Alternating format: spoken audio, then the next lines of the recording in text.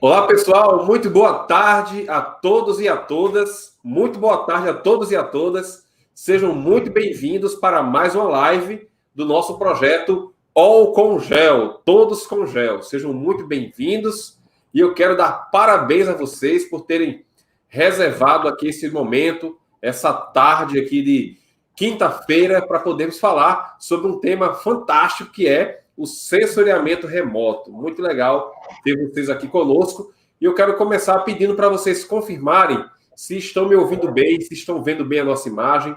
Confirmem, por favor, aqui no chat, que vai ser importante esse feedback de vocês para a gente começar a nossa apresentação. E olha que hoje vai ter bastante conteúdo sobre sensoriamento remoto. Confirmem, por favor, pessoal, aí no chat, para a gente saber que está tudo funcionando, tá bom? Enquanto vocês escrevem aí, vale a pena lembrar que é muito importante também você deixar o seu like aqui nesse vídeo e compartilhar para os seus amigos que têm interesse no tema, pois assim ele vai chegar a mais pessoas que têm interesse em aprender sobre produção de mapas, geoprocessamento e geotecnologias em geral, inclusive na área de sensoriamento remoto. Olha só, bacana, o pessoal dizendo que está tudo certo, som e imagem, muito bom. Legal, o pessoal está chegando, já somos mais de 50 pessoas online. Pessoal, deixa eu perguntar para vocês uma coisa. De que parte do Brasil vocês estão assistindo a gente, ou até de outro lugar do mundo, né? Eu já vi que teve gente aqui, o Aristóteles, que falou que está falando de Moçambique. Está vendo de Moçambique a gente. Pessoal, de onde vocês são? Coloca aí para a gente ter uma noção da distribuição espacial, né, de vocês, para a gente saber de onde vocês estão falando. Deixa eu ver aqui. Deixa eu ver aqui o retorno. Lembrando que o que eu falo, e o que o professor vai falar também, tem um pequeno delay, né, entre o que vocês falam e o que aparece na transmissão, entre o que eu falo e o que aparece na transmissão. Olha só, tem gente que é de Santa Cruz do Sul, Rio Grande do Sul, Ituperava, São Paulo, a Priscila está na Bahia, a Raíza está em Viçosa, Minas Gerais, o Altair está em Primavera do Leste, Mato Grosso, o meu xará Anderson Silva é de Garanhuns, Pernambuco, o Richard Lopes de Roraima, a Brenda é lá do Pará, a Valdete também é do Pará, tem um pessoal do Pará aqui baixando. Tem, deixa eu ver o que mais, tem o Eduardo de Montes Claros, Nicodemos de Recife, a Jeane de Fortaleza, o José Luiz está de Lisboa, olha só, o Alessandro de Tatuí, São Paulo, tem o pessoal do Maranhão, São Paulo, Dourados, Roraima, Minas Gerais, Piauí, bacana. Tem alguém de Brasília aí? Nosso convidado de hoje é de Brasília. Deixa eu ver. Bacana, gente do Natal.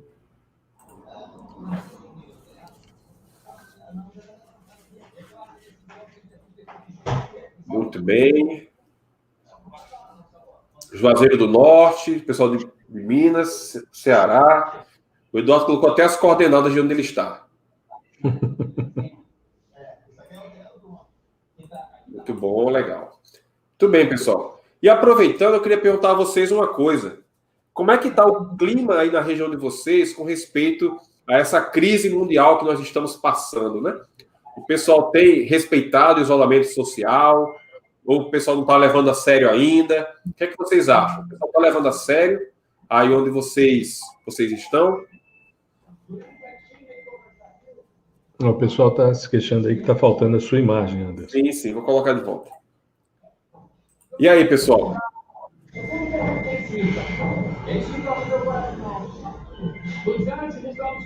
Olha só, o Marcel disse que é de Belém, mas mora em Brasília. Maravilha. E aí, pessoal? Onde vocês estão morando, né? O pessoal está levado a sério o isolamento? Ou não estão levando a sério ainda? Não estão conscientes ainda? Deixa eu ver aqui. Deixa eu ver aqui. O pessoal, o Anderson falou que basicamente o pessoal tem respeitado as normas. O 12 Batista disse que o pessoal está ignorando a situação. O João Henrique disse que lá onde ele mora, o pessoal está voltando tudo normal. O Maurício disse que algumas pessoas levam a sério, outras não. O Dionísio disse que é de Brasília. Uhum. O Jorge disse que o pessoal em parte está respeitando, outros não. A Marcela é minha orientanda de mestrado. Bacana. Já temos mais de 100 pessoas online assistindo a nossa transmissão. Muito bom. Pessoal, parabéns por vocês terem decidido estar aqui conosco falando sobre sensoriamento remoto. Eu vou passar a palavra aqui brevemente para o professor Gustavo, para ele poder testar o áudio dele, se está funcionando normalmente, tá bom? Bom, boa tarde a todos. Uma alegria estar aqui nessa live para a gente falar sobre sensoriamento remoto, que, como eu costumo dizer, é um mundo fascinante. Então, a gente tem muita coisa aí para conversar nesse momento. Uma oportunidade bastante interessante, e agradeço ao Anderson pela oportunidade de estar aqui apresentando essa live com ele e conversando, né, sobre um tema tão variado, tão interessante, com tantas possibilidades e com tanta abrangência, principalmente nesse momento em que estamos, né, fechados e temos a possibilidade de interagir digitalmente nesse tipo de evento, nesse tipo de live, né? É uma forma, inclusive, da gente ocupar a mente e manter a sanidade mental, que é fundamental nesse momento, né? Para a gente poder fazer um trabalho tranquilo, e quando retornarmos à nova normalidade, aí a gente ter mais ferramentas, mais condição de avançar nos nossos estudos, graças a esse tipo de iniciativa e aos trabalhos que a gente vem fazendo nas redes digitais, né? Eu creio que podemos começar a conversar sobre a questão do sensoriamento remoto. Estou também aqui do lado com o meu celular aberto, estou vendo aqui o Marcel falando que o Distrito Federal foi a primeira unidade da federação a tomar essas medidas, né, de confinamento, e sim, a gente teve, logo que a questão foi debatida, né, que essa doença que nos assola no momento foi trazida à discussão da necessidade de isolamento, aí sim o Distrito Federal tomou uma decisão que, a meu ver, foi bastante acertada, e a gente vem mantendo um certo controle nessa curva. E, com isso, claro, a gente teve a suspensão do calendário acadêmico, mas nada que a gente não consiga depois recuperar, né? Mas uma oportunidade. Professor, então, vimos aí que o seu áudio está funcionando, né? O pessoal já está dando retorno.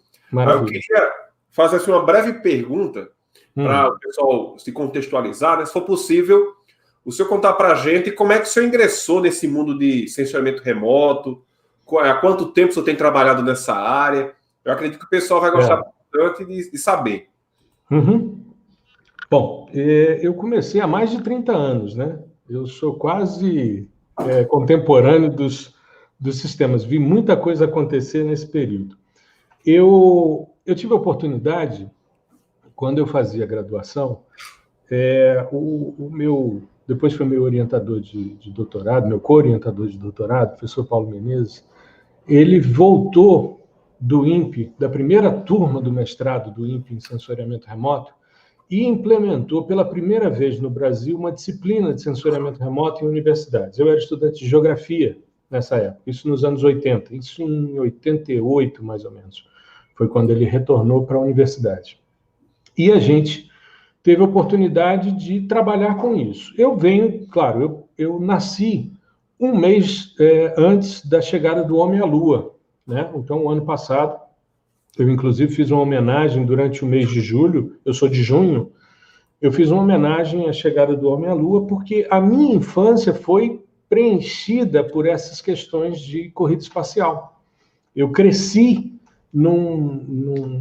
numa sociedade que falava muito de ir à Lua, de se apropriar de tecnologias, de satélites. Eu estava ontem conversando com a minha filha, mostrando no post que eu fiz em homenagem ao Dia da Terra, eu mostrei uma evolução dos satélites de observação da Terra, e mostrei a ela o Skylab, né, em 75, e disse para ela, olha que loucura, eu tinha 6 anos de idade, e me lembro de acompanhar nos jornais impressos, lá em casa, meu pai sempre leu jornal, então eu acompanhava nos jornais o cotidiano da reentrada do Skylab e torcia para que ele caísse perto da minha casa, para eu pegar um pedaço.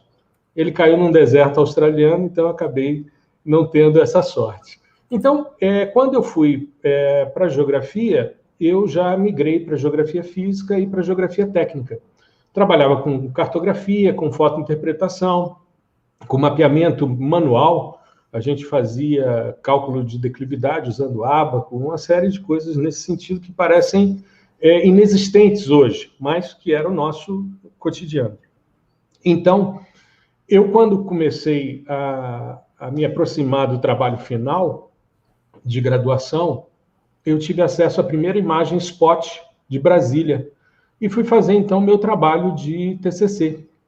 Eu divulguei recentemente, no domingo passado, eu publiquei esse trabalho, aliás, perdão, no podcast da semana passada, eu falei sobre esse meu trabalho com qualidade de água, utilizando dados do SPOT para verificar grau de eutrofização em lago. Então, eu comecei aí, nos anos 80, a trabalhar com isso. Depois eu fui para o meu mestrado na engenharia civil, eu fui trabalhar com modelagem matemática de erosão em SIG, e trabalhando com mapeamento de uso e ocupação por imagens de satélites. E aí depois eu tive a oportunidade de, quando fui fazer o doutorado, de ingressar na análise de dados hiperespectrais. O podcast dessa semana eu falo um pouco dessa minha história no sensoriamento hiperespectral. Eu fui a primeira tese em solos no Brasil sobre sensoriamento remoto hiperespectral, que foi uma ruptura de paradigma violenta, né? Você sai de um sistema sensor que a gente utilizava, Landsat. A gente só tinha dinheiro para comprar um quadrante, então era um pedacinho da cena, e a gente comprava 3 bandas, que era o que dava para fazer. Na época, os dados não eram gratuitos. E, de repente, então, você tinha 3 bandas, né? Banda 3, banda 4, banda 5, do Landsat 5, um quadrante, para fazer composição colorida era mole. O máximo que você fazia era colocar a vegetação em vermelho para destacar um pouco mais. E aí a gente parte para um sistema sensor com 224 bandas. Aí você fica em dúvida o que você vai colocar no R, no G e no B. E aí eu fui trabalhando nesse sentido. Fui professor de cursinho muitos anos da minha vida. Então, no cursinho eu falava sobre geotecnologias, isso há muito tempo, né? Há mais de 20 anos. E depois eu fui para as universidades. Eu fui abrir um dos primeiros cursos no Brasil de engenharia ambiental. Tive a oportunidade de participar da construção dessa área, eu tinha feito mestrado nessa área. E depois eu voltei para o Instituto de Geociências, onde eu tinha feito doutorado. E tive a oportunidade de me dedicar exclusivamente ao sensoriamento remoto. Aí fui fazer os meus estudos de potencialidade de sistemas sensores, estudando resolução radiométrica e resolução espectral, que são as 2 áreas que mais me interessam, mais do que a espacial. A temporal me interessa muito por causa das assinaturas temporais dos pixels. E aí fui me especializando nesse sentido. No ano passado, que eu gosto de contar essa história, porque é um marco na minha história. No ano passado, a gente lançou um livro chamado Reflectância dos Materiais Terrestres. Eu organizei junto com o professor Paulo Menezes, que foi esse que introduziu o sensoriamento remoto no Brasil, nas universidades brasileiras, e uma colega da universidade. E, como a gente fez por uma editora comercial, eles nos pediram que fizesse um webinar. E professor universitário, de certa forma, tem um certo pudor de aparecer e tal, de falar. Eu não tenho nada disso, não. Eu sempre fui muito gaiato. Eu sempre mexi com arte, né? Eu fui músico quando era mais novo, então eu sempre tive muita relação com o digital, com aparecer, enfim, com esse tipo de presença de palco, né? Digamos assim. Aí eu disse, tudo bem, vamos fazer um webinar, só que eu quero ver as pessoas. Porque quando eu olho para a minha webcam, eu, de certa forma, estou humanizando. Eu estou aqui vendo o que as pessoas estão escrevendo, aqui na medida do possível, porque a vista já meio cansada, as letrinhas pequenas, uma coisa aqui, uma coisa ali, mas a gente vai se organizando. É engraçado quando você assiste o podcast, às vezes eu vou falar alguma coisa, eu faço assim para ver se eu consigo ler melhor, e porque se botar os óculos reflete a luz também, enfim, tem toda uma dificuldade que a gente vai se ajustando. E aí, o ano passado, então, eu fiz esse webinar, e foram quase 3 horas de palestra sobre aplicações práticas da reflectância da vegetação. A editora me mandou o vídeo, eu saí cortando em pedacinhos de 1 minuto e com a ajuda dos meus filhos, que já são adultos, fui inserindo isso no Instagram e depois abri uma conta no YouTube. Aí o Anderson me convidou gentilmente para fazer a palestra de abertura do 2º CBGEL. Eu fiquei profundamente honrado com esse convite. Esse ano vamos falar também novamente no novo CBGEL. E foram momentos assim muito importantes, porque, de certa forma, me abriram uma perspectiva de trabalhar no digital e alcançar muito mais gente. A gente conversava, antes de entrarmos ao vivo, sobre a nossa permeabilidade nesse mundo. Eu estava ontem conversando com um estudante que é de Cabo Verde. Ele mora em Wuhan, na China, está terminando o doutorado dele, e a tese dele é na mesma linha de um trabalho que um amigo meu está fazendo aqui em Brasília, que é a espacialização, por meio de mapas de kernel, de relação de temperatura e violência urbana. E aí, a gente batendo papo pelas redes sociais, né? Conversando com gente. Eu converso muito com as pessoas de países de língua portuguesa, mas isso não impede, por exemplo, que eu tenha manifestações nas redes sociais de pessoas de Bangladesh, da Índia, em inglês, né? Pedindo que eu faça as coisas em inglês. Ainda não dá, porque eu diria que 99% da minha audiência é brasileira e de língua portuguesa, então seria um trabalho extra. Mas eu tenho me divertido muito, porque eu tenho conseguido fazer uma divulgação de sensoriamento remoto nas mais diversas mídias e que tem dado um retorno muito grande, né? Depois eu vou mostrar um pouquinho desse trabalho, se o Anderson me permitir, no Instagram, no YouTube. Só mostrar onde é que eu estou fazendo e, quando a gente for responder também, mostrar um pouquinho do podcast. Enfim, dessas coisinhas que a gente vem fazendo para divulgar esse mundo fascinante do sensoriamento remoto. Sem dúvida alguma, professor. Vamos ter um espaço aqui para o pessoal conhecer melhor, né? Legal. As redes sociais, porque vale muito a pena, pessoal. Vale muito a pena vocês acompanharem aí o trabalho do professor Gustavo Batista. Assim como da ClickGel, né? Que também faz um trabalho maravilhoso e que eu venho acompanhando há muito tempo. Muito obrigado. Pessoal, não sei se todos vocês chegaram a ver, mas na descrição dessa live nós colocamos um link para um post da nossa aba comunidade. E lá nós dissemos que quem deixar suas perguntas lá teria prioridade em ter suas questões respondidas pelo professor, né? E aí eu vou ler aqui por ordem de postagem. No caso, tivemos lá umas 9, 10 perguntas aproximadamente.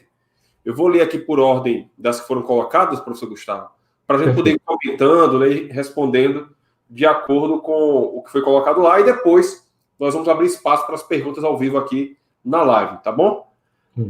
Olha só, a primeira pergunta que foi publicada foi a seguinte: a pessoa queria saber quais ações podem ser desenvolvidas usando o sensoriamento remoto para aplicações com energias renováveis. Se o senhor puder comentar um pouco sobre isso para a gente, seria muito bom. Claro. Existe, eu já participei, inclusive, de uma coorientação informal. Existe uma série de dados de sistemas sensores hoje que medem variáveis importantes nessa questão de energia renovável. Vou te dar um exemplo. Um estudante de mestrado nosso aqui na universidade fez uma análise de potencial eólico para a geração de energia, se baseando em dados disponíveis, ou seja, você não precisa gerar dados primários. Foi um momento, inclusive, em que se introduziu o formato NetCDF na disponibilidade de dados, e ele me procurou justamente para a conversão desses valores para que ele pudesse trabalhar com essa espacialização. Existe uma quantidade muito grande de dados sobre irradiação solar que podem auxiliar na dinâmica de planejamento de usinas solares, mapas de vento, tanto direção como intensidade, né? Os fluxos são possíveis para serem utilizados para você pensar tanto onshore como offshore a instalação de usinas. Então, tem muito dado disponível, não é só a imagem da superfície da Terra, tem uma quantidade muito grande de dados. Eu não sei se vocês viram, Durante esse período em que a gente está vivendo essa doença aí que nos assola no momento, eu não sei se vocês viram, mas saíram vários posts sobre utilização de dados atmosféricos mostrando a melhoria da qualidade do ar em função do isolamento. Então, por exemplo, os dados do Sentinel-5P do Tropome, que é um sistema sensor, são mais de 10 sistemas sensores que medem dióxido de nitrogênio, óxido de enxofre, ozônio, metano, tem uma série de potencialidades. Então, no monitoramento atmosférico, não só características físicas, como químicas também. E tudo isso pode ser utilizado para, de forma inteligente, trabalhar potencialidades de sistemas de energia alternativa, né? O que eu me lembro foi de ter vivido mais de perto foi com energia eólica, para verificar a potencialidade de onde instalar essas torres em função das dinâmicas, direção, velocidade de ventos disponíveis a partir de dados de sistemas sensores. Normalmente são análises mais regionais, então você não vai encontrar localmente informações com um nível de detalhamento, com uma resolução espacial maior, mas te permite fazer essa verificação, tá? Eu acho que seria isso. Obrigado, professor, por essa primeira resposta. A segunda pergunta, que foi publicada lá na aba comunidade, foi a seguinte. Quais as aplicações para o estudo da cobertura vegetal e medir, através do sensoriamento remoto, os pulsos de vegetação de uma determinada área? Eu vou repetir. Quais são as aplicações para o estudo da cobertura vegetal e medir, através de sensoriamento remoto, os pulsos de vegetação de uma determinada área? Certo. Eu vou compartilhar a minha tela aqui para a gente poder... Deixa eu abrir aqui. Vamos... Eu vou compartilhar aqui e vou inverter aqui. Tá. Deixa eu ver aqui. Deixa eu chegar no ponto. E, ao mesmo tempo, como a gente tem um delay, eu verifico se estou na página certa. Mas o senhor não tem delay. No caso, eu escuto o que o senhor está falando em tempo real, certo? Mas o senhor pode seguir normalmente, que é o pessoal, depois de alguns segundos, vai ouvir e ver sua tela simultaneamente. Não, eu estou só vendo se eu compartilhei a tela certa. Pronto, está certinho. É porque eu estou acompanhando aqui no YouTube ao lado para não dar mancada, para não mostrar algo que não seja eficiente. Aqui aqui é a minha página no YouTube, né? É canal, YouTube C, né? E é Prof. Gustavo Batista, tá? Aqui nesse canal, eu abri esse canal no dia que eu fiz 50 anos, no ano passado, dia 8 de junho. E aí eu fui postando os meus vídeos, inicialmente de forma mais acanhada, né? Aqui a gente tem, por exemplo, o primeiro webinar e eu quero falar um pouquinho dele. Aqui está o CBGEL, a palestra de abertura, que eu também falo um pouco sobre isso. E aqui os diversos podcasts, os diversos episódios, porque eu faço não só o áudio, mas também o vídeo. Nesse webinar aqui, Aplicações Práticas da Reflectância, eu apresento uma série de estudos e nesses estudos eu tenho a oportunidade de mostrar as variações das séries temporais que permitem a verificação da pergunta do colega. Ele me perguntou aqui sobre a questão da cobertura vegetal e os pulsos de vegetação numa determinada área. Eu vou entrar aqui só para mostrar aqui para vocês uma possibilidade utilizando um portal da Embrapa. O INPE tem um comum também, o LAF, o SERES do LAF, mas eu quero mostrar aqui para você um exemplo prático dessa questão dos picos. Eu vou pegar uma área aqui no Distrito Federal, era uma área de reflorestamento, e que hoje ela... Deixa eu ampliar bem aqui, só para a gente pegar. Essa área aqui, vou só dar um exemplo nela, é uma área de, hoje, um conjunto habitacional, certo? Então, a gente tem uma cidade aqui do lado e aqui foi construído um conjunto chamado Parque Paranoá, ou Paranoá Park, aliás. Quando eu clico nele, ele vai selecionar um Pixel Modes de 250 metros de resolução espacial.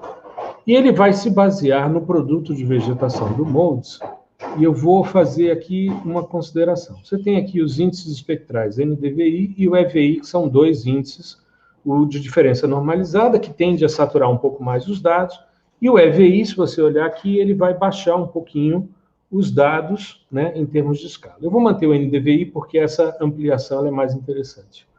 Eu posso também filtrar com o que eu não tenho de dados, o que for nuvem, e posso suavizar os meus dados usando uma função, como, por exemplo, um algoritmo aqui do tipo Savitsky-Golay. O que eu quero mostrar aqui? Ó?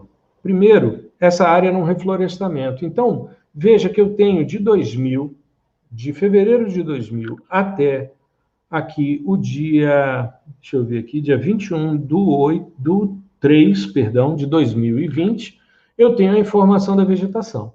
E esse comportamento espectral, medido por esses índices, no caso aqui o Enhanced Vegetation Index, ele me mostra a sazonalidade dessa vegetação. Isso era um reflorestamento de pinos.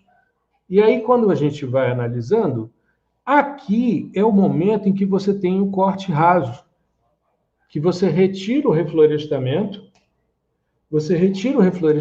e estabelece uma área de baixa biomassa, tá vendo? Então, você consegue fazer a verificação. Isso daqui é um espectro temporal desse pixel. É a história dele em quase 20 anos. Em quase 20 anos. E ele tem, aliás, um pouquinho mais de 20 anos. E ele tem isso para cada pixel do Modes. Se eu clicar do lado, ele vai me mostrar uma outra relação. Por exemplo, aqui é uma área de cidade. Tinha um pedacinho de reflorestamento que ainda se manifesta aqui. Mas esse tipo de informação eu detalho bem aqui nesse webinar, Aplicações Práticas da Reflectância. Tem um pixel que eu mostro, que eu tenho uma área de vegetação nativa, aí ocorre um corte raso, um período de baixa biomassa e depois o estabelecimento de ciclos anuais de cana-de-açúcar. Então, você pegando esse ponto, e como você tem uma sequência de imagens, você constrói a história do seu pixel. E aí você faz a leitura dessa dinâmica temporal. E você consegue ver esses pulsos de vegetação ao que o colega se refere, pelo que eu entendo, que são justamente esses momentos em que a vegetação está mais vigorosa, está com um verdor maior, que tende a ter mais umidade e tende a apresentar menos senescência do que outras áreas, né? Ali também eu falo sobre a possibilidade de utilização para queimadas, e depois eu falo um pouco sobre o ciclo do carbono, que foi a minha palestra no CBGEL, que é essa palestra aqui ao lado. Então, é uma possibilidade da gente trabalhar, tá? Então, eu acho que seria isso. Ótimo. Obrigado, professor, por mais essa resposta. Uma terceira pergunta que foi deixada pelo Marcos Pimentel foi a seguinte. Como identificar as características da imagem de satélite, tais como se ela está já referenciada, qual é o datum dela, quantas e quais bandas a compõem, a data que foi gerada, as resoluções e assim por diante. Certo. Bom, cada sistema sensor carrega consigo, quando você solicita uma imagem, os metadados. Então, os metadados de uma imagem, deixa eu ver se eu tenho aqui um exemplo para te mostrar. Eu estou num computador que eu uso mais para divulgação, para fazer os meus trabalhos digitais, mas deixa eu ver se eu consigo aqui uma análise dos metadados. Deixa eu ver aqui. Os metadados nada mais são do que uma estrutura por meio de um arquivo de texto, em que você tem tudo isso organizado. Deixa eu ver aqui, porque eu ontem estava trabalhando com um conjunto de dados. Espera aí, que o WordPad não abriu. Algumas dificuldadezinhas normais que a gente esbarra quando está fazendo ao vivo, né? Uma forma de entender bem o que seriam os metadados, pessoal, né? Só complementando aí, o pessoal define muito dizendo que metadados é um dado sobre o dado, né? Para descrever as características daquele dado. Isso, exatamente. Por exemplo, eu vou compartilhar aqui para você ter uma visualização. Deixa eu voltar aqui na janelinha. Share screen. Deixa eu ver a janela do aplicativo. Essa daqui. Tá. Isso daqui é um metadado de uma imagem Landsat 7. Aliás, essa imagem em específico, deixa eu ver se é exatamente essa. É a imagem do dia 20/7/2001. Essa é uma imagem histórica porque ela é uma das cenas que foram calibradas pela equipe da Universidade do Arizona quando eles vieram validar o produto de vegetação do MODES, o produto MODE 13. Um dos sítios de verificação e de validação foi o Parque Nacional de Brasília. Então, aqui a gente tem o exemplo dos metadados. Então, aqui você tem o formato, o tipo de dado, né, que é o L1, o dado, a informação dele, é uma imagem cortesia do Serviço Geológico americano, né, o dado, o ID de requisição da cena, a cena Landsat, LE7, aí vem, aqui é Landsat 7, aqui é órbita 221, o ponto da imagem 071, aqui a data da cena, e aqui a gente tem nos metadados, além disso, a data de aquisição, 2001, 07, 20. Né? O tipo de coleção, porque o Landsat ele tem algumas coleções, você tem a coleção 2, que já tem correção atmosférica, tem uma coleção 3, que tem também já ajustes, enfim. Aqui algumas informações, aí você tem aqui, ó, as informações que o colega perguntou, aqui tem o Path and Row sendo repetido, né? 221.071, a data de aquisição da cena, o horário de aquisição central, toda vez que você tem esse Z aqui no final, é a hora Zulu, ou Greenwich Meridian Time. Aí você tem aqui as coordenadas de latitude, longitude, upper left, upper right, low left e low right. Isso, as coordenadas geodésicas, e as coordenadas de projeção em UTM, se não me falha a memória. Eu não sei... Bom, aqui tem um valor negativo, enfim. Aqui, a dimensão da cena, né? Desculpe. Tanto na imagem pancromática, como nas bandas do espectro óptico refletido, como do emitido, do termal. As informações, os nomes de cada uma das bandas, né? O Landsat 7 ele tinha uma banda de maior ganho, uma de menor ganho no termal, e a pancromática é a banda 8. E, além disso, uma banda de qualidade, né? De Quality Assurance. Aqui os níveis de saturação, a cobertura de nuvens, o azimuth solar, o ângulo de elevação solar, a distância Terra-Sol. Essas informações aqui, ó, que eu estou destacando, elas são fundamentais para que a gente possa fazer uma transformação do dado de radiância para o dado de reflectância no nível do sensor, ou no topo da atmosfera, que é o que a gente chama de TOA, Top of Atmosphere. Se existe saturação, e aqui os valores mínimos e máximos de radiância e de reflectância, que também são utilizados, assim como essas informações são utilizadas para fazer conversão. Existem algoritmos que fazem conversão a partir dessas informações de mínimo e máximo de bandas. Aqui é a variação em termos de resolução radiométrica, de 1 a 255, que é uma imagem de 8 bits, em todas elas, né? Aqui o ganho e offset das calibrações que existem na imagem. Aqui as mudanças que existem, os fatores de multiplicação e de adição que são usados em algoritmos de conversão, tanto de radiância como de reflectância. Aqui são constantes que os dados termais utilizam para a conversão da informação em nível de cinza para a temperatura de brilho ou radiométrica, o tipo de projeção, o TM, o datum, o elipsoide, a zona, o TM, a dimensão da célula pancromática, da reflectiva e da termal, no que está sendo disponibilizado. E isso foi feito por um processo de reamostragem por convolução cúbica. Então, isso daqui é um exemplo de um metadado que vem junto com a imagem e que boa parte dos usuários sequer olha. E é uma informação fantástica, porque tem tudo que você precisa aí para a imagem. Todos os trabalhos de conversão que você for utilizar, o que você precisa, está aí. Você tem essa questão com um nível de detalhamento muito grande. Tá? E eu aconselho sempre de utilizar. Existem alguns plugins que exigem que você informe o metadado.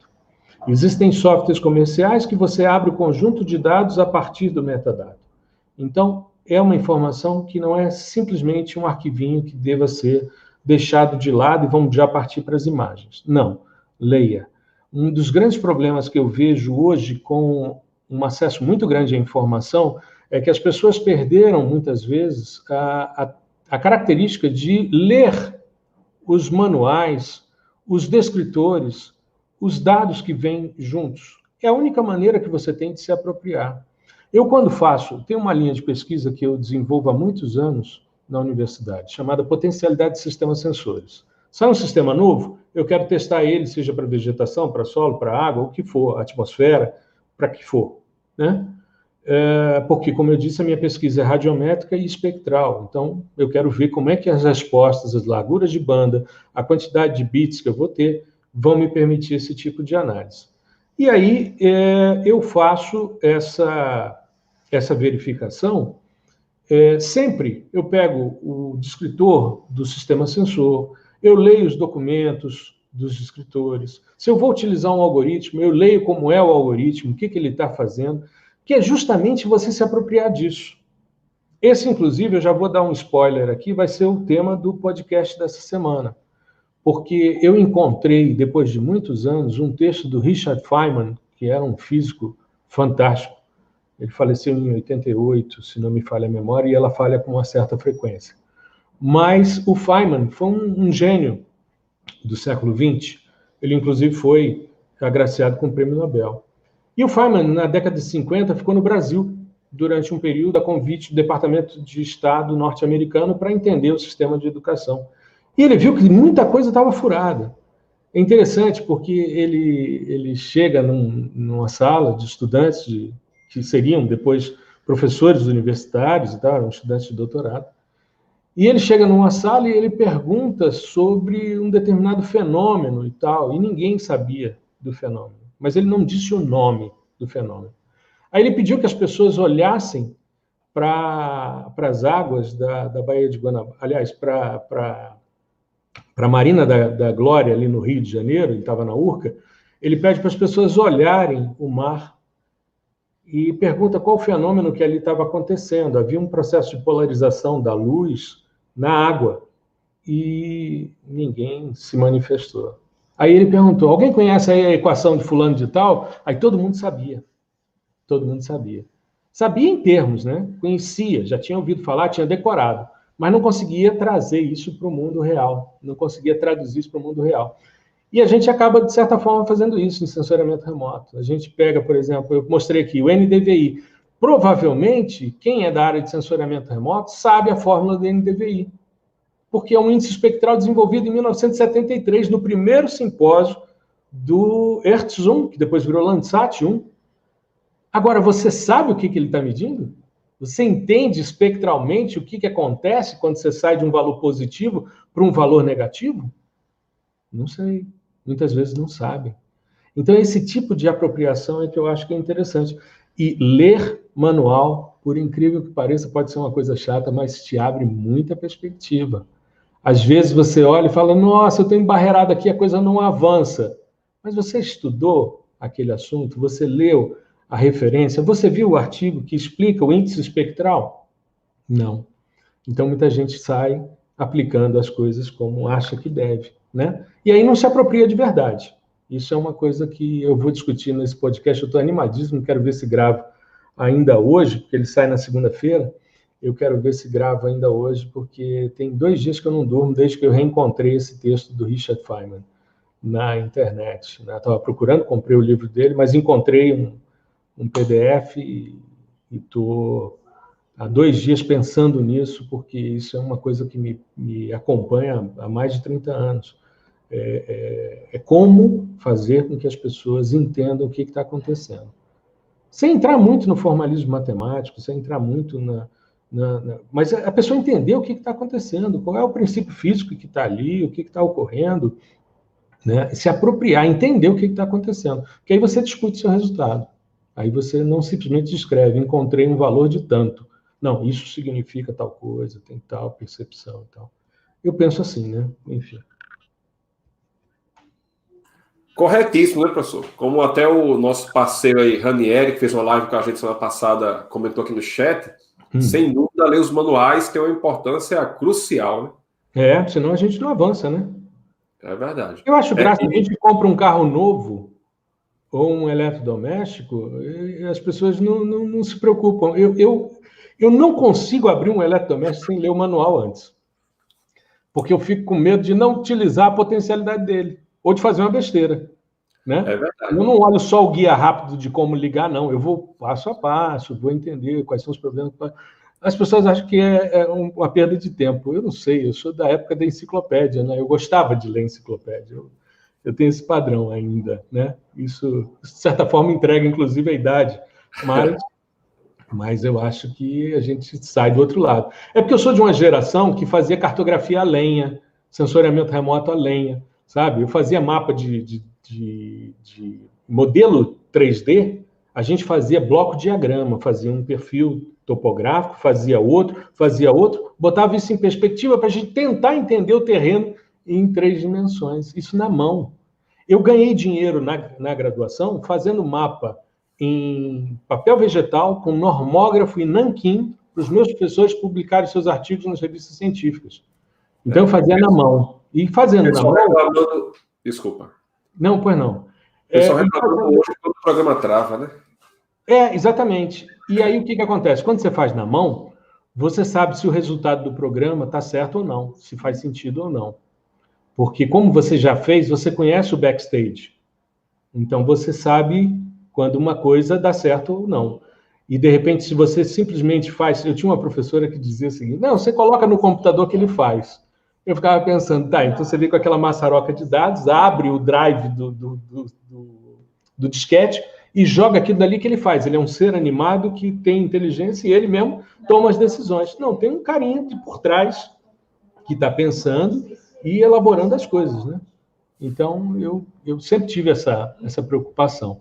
É claro que as coisas avançam, a gente não tem como acompanhar tudo, mas eu, por exemplo, não trabalho com sistemas de alta resolução espacial na ótica da classificação orientada a objeto. Não é uma coisa que eu vi acontecer, porque eu fui banca de doutorado da primeira tese de doutorado com íconos no Brasil, na Unesp de Rio Claro, eu fui banca. E me lembro, quando isso surgiu, no início dos anos 2000, era sensacional. Só que qual era o grande problema? Como você via em detalhe, o solo exposto, ele refletia igual o telhado de barro, material mesmo, né? E as pessoas utilizando classificação pixel a pixel. Então, foi necessário você incorporar elementos de fotointerpretação para fazer algo melhor. Mas não é uma área que me interessa em termos de pesquisa. Então, eu vejo que hoje tem colegas que trabalham com isso. Quando eu tenho um tema que envolve isso, eu incorporo as pessoas, eu trago as pessoas para a gente trabalhar juntos. Mas, porque não tem como você acompanhar tudo. A evolução tecnológica é muito grande. Mas é interessante, porque quando você avalia... eu fiz recentemente um questionário com a minha audiência e eu fiquei perplexo, porque a maioria das pessoas tem como angústia entender a teoria que está por trás de cada processamento, para se apropriar. Então, isso é uma coisa muito legal da gente pensar. Mas vamos avançar, porque senão eu fico aqui falando e a gente não mata as questões também. Mas com certeza, professor, essas suas considerações agregam bastante aqui ao pessoal, principalmente quem está em formação, dando os primeiros passos na área, sem dúvida agrega bastante. Isso. Ó, o Alex aqui colocou, deve ser brincadeira, senhor Feynman. Exatamente. Porque tem dois títulos, os dois são muito parecidos, e é do próprio Feynman, né, a história dele. O título em inglês é exatamente esse que o Alex colocou aqui nos nossos comentários. E eu comprei, inclusive, na Amazon. Mas tem um outro que saiu pela Universidade de Brasília, que o título é muito parecido, mas é um pouquinho diferente. Eu não sei se são livros diferentes ou se foi uma tradução diferente do título em inglês. Mas é justamente isso. O Feynman, depois ele faz uma palestra em que ele mostra que as pessoas estão apenas decorando as coisas, elas não sabem o que elas fazem. E isso é fato, isso é uma coisa... Eu sempre percebi isso. Quando eu dava aula de cursinho, o aluno não conseguia ver os princípios da física que o professor da física estava explicando, ou da química, ou da matemática na geografia. E o cara da geografia também não conseguia fazer. Eu, como sempre fui um cara mais voltado às ciências exatas, eu fazia esse link. Eu fiz mestrado em engenharia civil. Então, eu fazia esse link. Aí os caras diziam, pô, legal, quer dizer que aquela coisa que você estava falando na química de oxidação do bombril, né, a ferrugem no ferro, no bombril, a gente pode trazer isso, por exemplo, para a oxidação de minerais em solo e entender onde é que a água está? Perfeito. Então, é você sair da caixinha. É uma coisa que os cientistas naturais antigamente faziam, né? Você pega um Charles Darwin, ele entendia de biologia, mas ele entendia de geologia, ele tinha uma noção de mundo quase que completa, com uma visão limitada da época, mas ele tinha essa percepção mais ampla. E a gente foi se especializando demais, esquecendo o todo. Então, eu particularmente gosto muito dessa sinergia. Eu não dou aula só de sensoriamento remoto, eu dou aula de recursos hídricos, de climatologia, e trago e faço as misturas, né? Ontem eu conversava com uma amiga da Federal de Ouro Preto sobre isso. Ela disse, olha, suas aulas de sensoriamento remoto me ajudam muito na meteorologia. Eu falei, claro, porque quando eu falo sobre efeitos atmosféricos, eu resgato meu lado climatologista, né? E aí a gente vai trabalhando. Eu gosto muito disso. Gosto muito dessas possibilidades de passear por várias áreas. Obrigado, Alex, por lembrar o nome do livro. Eu não ia me recordar, não. Muito bom. É por aí. Para a próxima pergunta, que foi colocada aqui na comunidade, na aba comunidade do canal, a pergunta é a seguinte: quais as ferramentas que o sensoramento remoto tem a oferecer para pequenos agricultores? Aí, na mesma oportunidade, ele perguntou assim: a estimativa de precipitação por sensoramento remoto é precisa? Como ela é feita? Tá. Bom, é o seguinte, deixa eu compartilhar aqui uma tela para a gente avaliar um pouquinho. Deixa eu mudar aqui para essa tela.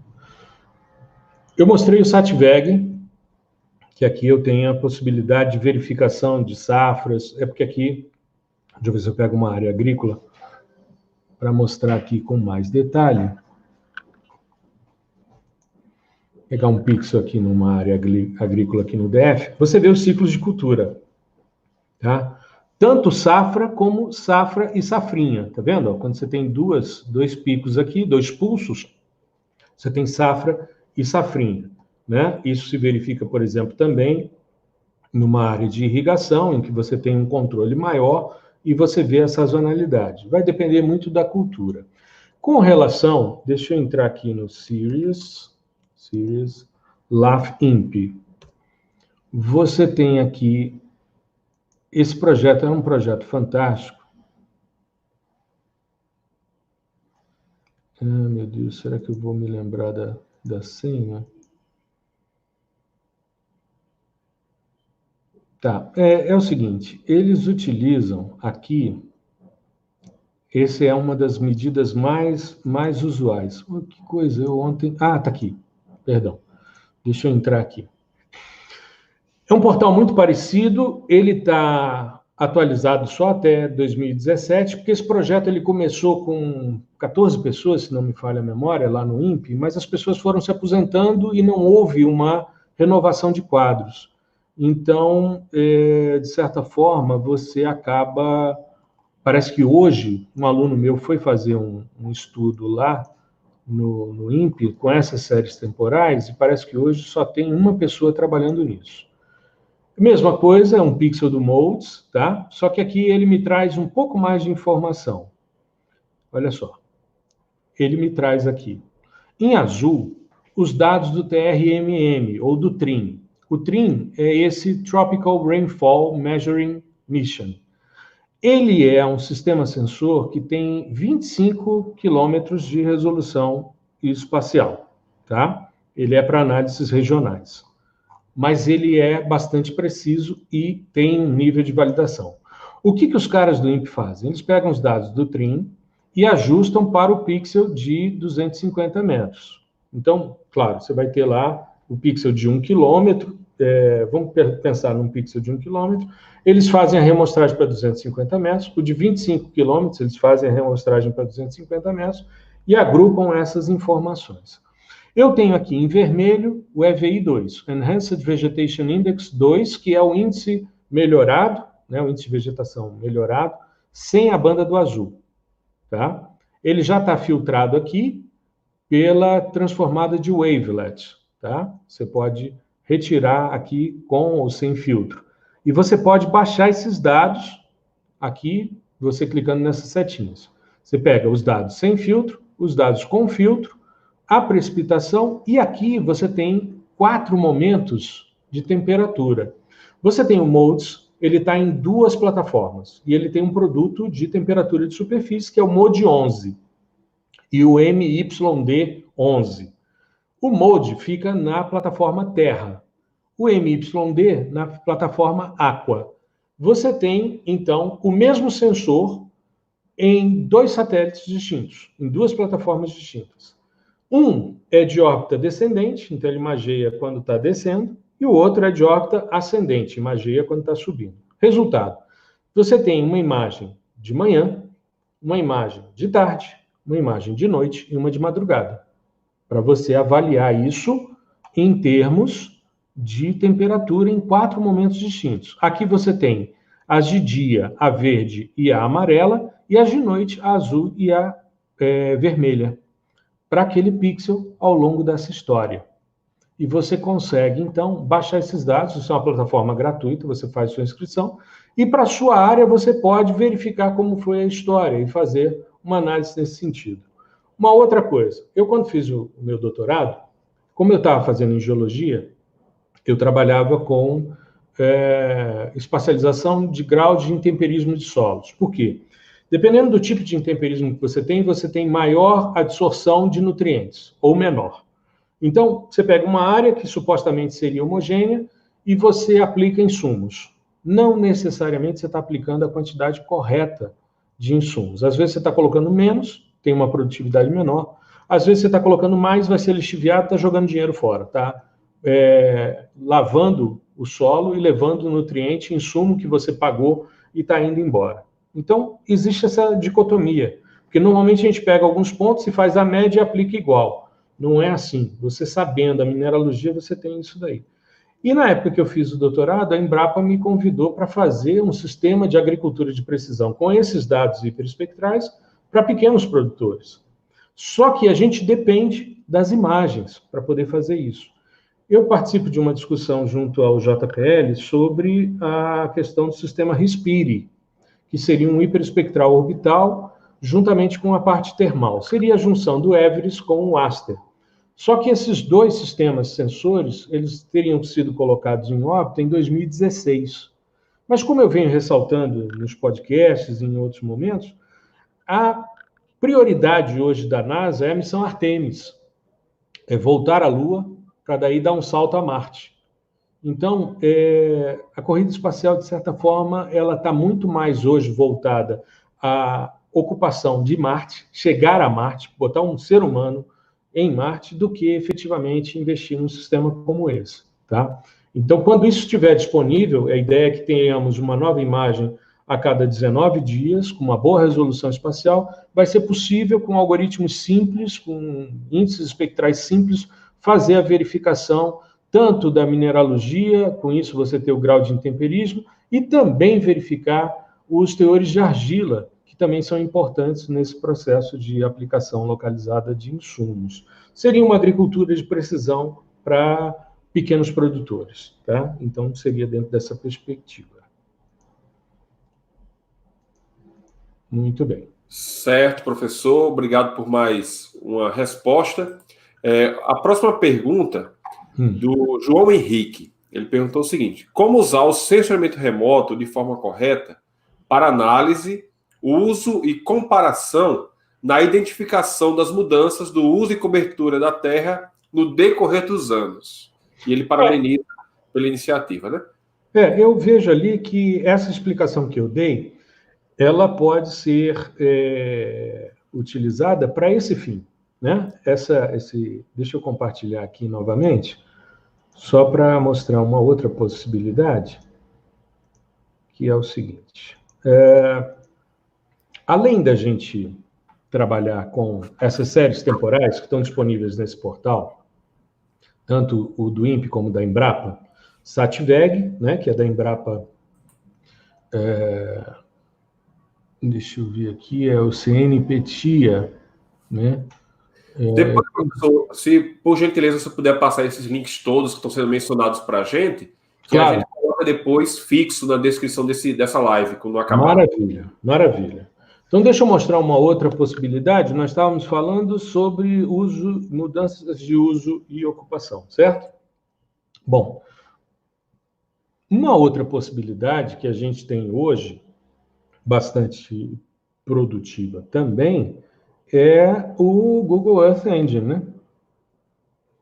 O Google Earth Engine, aqui eu vou ingressar aqui no Code Editor. Aproveitando que você está mencionando o Google Earth Engine, tem outra pergunta relacionada com isso que já pode entrar no mesmo pacote, né? Vamos dizer assim. Tá. Que o Léo Araújo, ele disse que desejaria que fosse mencionado o Google Earth, como fazer monitoramento de água, ar, solo e vegetação usando ele. Então, se puder já embalar tudo na mesma resposta. Beleza. Então, deixa eu entrar aqui no Google Earth. Deixa eu entrar aqui na introdução. Vamos falar um pouquinho sobre ele, tá? O Google Earth é uma ferramenta antiga, né? E que é de espacialização. Depois surgiu a disponibilidade gratuita do Google Earth Pro. E no simpósio de sensoriamento remoto que tivemos em João Pessoa, a Google lançou o Google Earth Engine. E ali estavam presentes, eu estava presente também, eu fiz parte, como suporte acadêmico, do grupo da Caatinga, que depois, naquele evento ali, se juntou um monte de gente e surgiu o projeto Map Biomas. Eu fiz parte da equipe que fazia as verificações acadêmicas por meio de dissertações e teses dos produtos que estavam sendo gerados, né, que é um grande projeto de mapeamento brasileiro usando o Google Earth Engine. Hoje eles já estão fazendo na Indonésia, estão fazendo nos Andes, tem um aluno meu de mestrado, que é peruano, que hoje está na equipe do Map Biomas Andes, e tem o sistema Alerta, Map Biomas Alerta, que para cada bioma tem a sua dinâmica. Então, por exemplo, na Amazônia, eles estão pegando os dados PRODES e DETER, que são divulgados pelo INPE de desmatamento, e melhorando essa percepção utilizando o sistema Planet Scope, né? Que são nanosatélites de alta resolução espacial. Então, isso foi lançado na época do simpósio de João Pessoa, e aí o pessoal foi para trabalhar, porque tudo aqui no Code Editor, nessa plataforma aqui, são scripts ou em JavaScript ou em Python, tá? Eu vou mostrar algumas possibilidades. O Google Earth Engine tem uma grande coleção de dados. Então, você tem aqui, dados de clima e de tempo, como eu falei ali a respeito das disponibilidades de informação. Aqui você tem informações atmosféricas, previsão de tempo. Você tem vários portais de dados, né, de sensoriamento de observação da Terra, como é o caso do Landsat, do Sentinel, do MODES. As imagens de alta resolução, infelizmente, são específicas do território norte-americano. E dados geofísicos, tanto modelos digitais de terreno, land cover, né, a cobertura terrestre, a parte de agricultura, outros dados geofísicos, aqui, por exemplo, dados de luz noturna, que é extremamente interessante. Eu tenho vários posts mostrando dados de luz noturna para mapeamento de áreas urbanas, Porque como o homem é o único animal que prolonga seu fotoperíodo, ou seja, ficou de noite, ele acende a luz, a informação de mapeamento urbano à noite é muito mais fácil do que durante o dia. Porque quando você está mapeando durante o dia, você tem gramado, asfalto, casa, água, e tudo isso é urbano. Aqui não, aqui é luz e você vai ajustar. Isso daqui, aqui são os dados do sensor de dados de defesa, o DMSP-OLS, que tem o produto Nighttime Light. Eu tenho um artigo na Revista Brasileira de Cartografia, depois eu posso disponibilizar o link também para vocês, que eu utilizo para ver a tendência de crescimento de 2000 a 2013, se não me falha a memória, mostrando os principais trends de crescimento e fazendo cenários hipotéticos, que foi um trabalho que eu fiz dentro da linha de prospectiva. Então, aqui são os datasets, né, do Google Earth Engine. Nós temos, além dos datasets, nós temos também o time-lapse. Eu tenho feito algumas postagens, fiz agora, por exemplo, no aniversário de Brasília, eu fiz uma postagem, agora na terça-feira, dos 60 anos de Brasília, eu fiz uma postagem sobre a utilização dos dados dessa série histórica para a gente fazer o mapeamento do uso e ocupação. Está aqui Brasília, então vou só mostrar aqui rapidinho, né? Aqui está Brasília, essa área aqui é uma área que foi bastante ocupada, né? Eram colônias agrícolas que foram bastante ocupadas, e aqui eu tenho a velocidade de exposição, 2015, de uma vez, meia vez ou 0,25. E aí, a primeira imagem é 84, eu posso dar uma movimentação nisso, são dados Landsat, e aí eu tenho time-lapse até 2018, quando a gente verifica, então, a ocupação do uso, né, da área. Então, você tem aqui uma imagem de 84 e você tem uma imagem de 2018, que é o último dado completo. Veja como isso mudou. E aqui você tem uma série de possibilidades. Aqui, por exemplo, eu já fiz um post falando sobre... a minha lógica de postagem é a seguinte: durante a semana, eu faço posts a respeito do que está acontecendo, ou então eu vou disponibilizando alguns assuntos teóricos de palestras, né, algumas aplicações de palestras que fiz, esses pedacinhos, né, de 1 minuto. Mas o que acontece? A gente não pode trabalhar com divulgação de ciência a semana toda, porque pode cansar o público também. Então, eu utilizo uma lógica que o LinkedIn utiliza há algum tempo, que no fim de semana as postagens têm que ser mais leves. Então, no sábado, eu posto uma série chamada O Homem Sempre Se Manifesta no Meio de Forma Geométrica. Então, eu pego uma imagem de satélite de um lugar do mundo e mostro uma manifestação humana que tem padrão geométrico. É a forma que a gente utiliza na fotointerpretação para separar uma coisa da outra. E no domingo eu faço uma série chamada Processamento de Dados, processamento de imagens de satélites por meio de softwares livres. Eu sou entusiasta de softwares livres, então eu vou mostrando uma série de trabalhos e quais os softwares livres a gente poderia utilizar para desenvolver aqueles trabalhos. Mesmo que ele tenha sido feito num outro software, eu mostro, isso aqui pode ser feito em tal software, porque ele tem essa possibilidade. Eu fiz um post aqui mostrando a questão da manifestação humana de forma geométrica no processo de irrigação na Arábia Saudita. Então, você pega uma área desértica em que você tem a disponibilidade somente de água subterrânea e veja como a coisa vai avançando ao longo do tempo, tá vendo? São perfis, são pivôs de irrigação que vão se estabelecendo ao longo do tempo e você pode ampliar, né? Você tem um nível de zoom, ele faz uma renderização e você vai verificando como isso oscila ao longo do tempo. Lembrando que é de 84 até 2018. Aqui, por exemplo, a construção de Dubai, né? É bem emblemático que em 84 você não tinha nada, né? E aí, ao longo do tempo, você vai tendo a construção, a formação das ilhas artificiais, né?